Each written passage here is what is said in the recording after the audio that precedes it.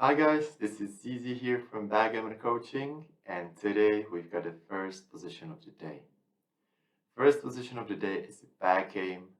Black is 100 pips up and is about to play 3-2.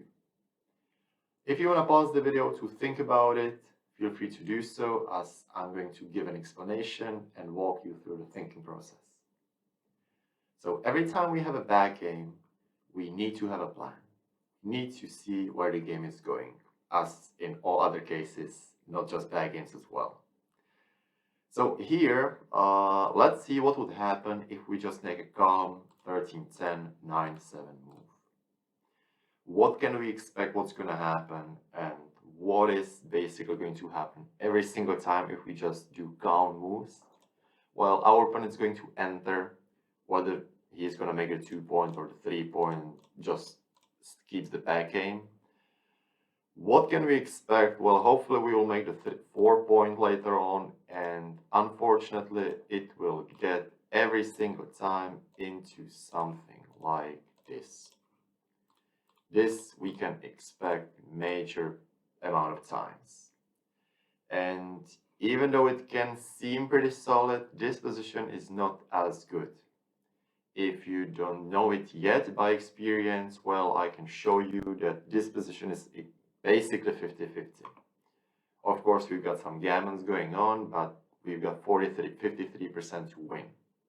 So will we be really happy with this result? Because if we play 3-2 in this situation in a calm way, that's basically what we can expect every single time to happen. So I wouldn't be happy with that result. So what can we do against it? In bad games in general, we want to gain timing or we want to crush our opponent. How can we do that? Well, in general, we can do that by two or three things.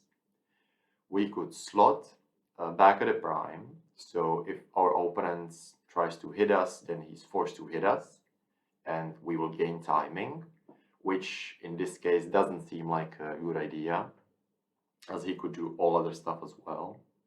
What's good is to hit our opponent inside and force him to hit us. Every single time opponent rolls a 2, he's forced to hit us, which will result in a situation that he will send us all the way back, and we will gain some time to maybe create some things, block him so he crashes, so on. Also a good point here that if he hits us, he's unhappy, right? As we just explained. Well, if he anchors up, we are basically more unhappy if he anchors up or if he just enters than when he hits us. So we will definitely play 5-2 here. And now let's think about it too. We can play again something like 10-8 or 13-11, which will look something like this. And again, what is going to happen? Well, let's say our opponent enters again, right? So he rolls 4-3, whatever, 4-1, 3-5, whatever. What's going to happen? Well, we don't have that great of a structure to make the 4-point, so he can even remake the 4-point. Well, let's have a shortcut. He will again keep the back game. Like, there's nothing else to happen. He's just going to keep the back game unless we make the 4-point and we prime him. There's nothing else.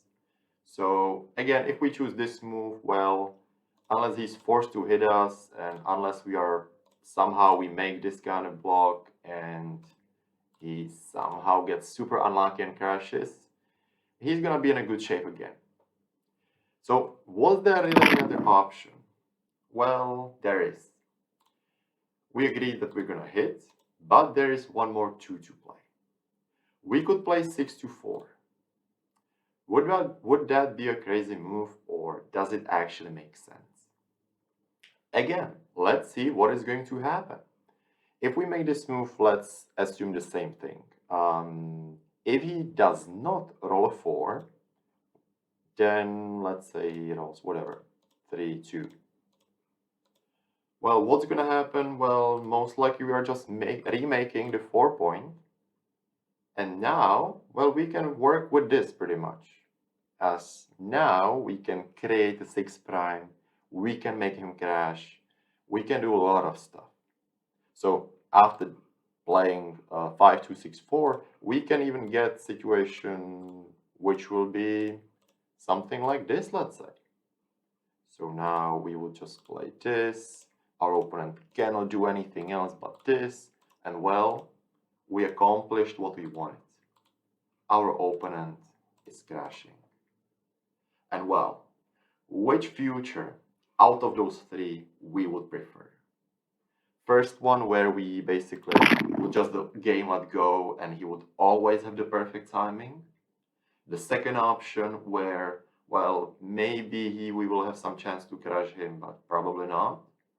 Or the third option, 5 2 6 4, where basically we have pretty solid chance every single time to block him, to prime him, and to let him crash. That's where the game we will have under the control. So is it really the crazy move? Well, it's not.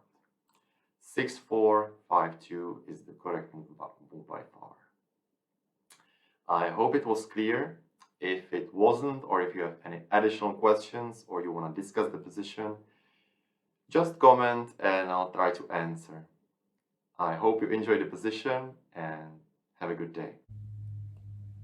If you enjoy learning about backgammon, watching backgammon, we upload videos every Tuesday, Thursday, and Saturday.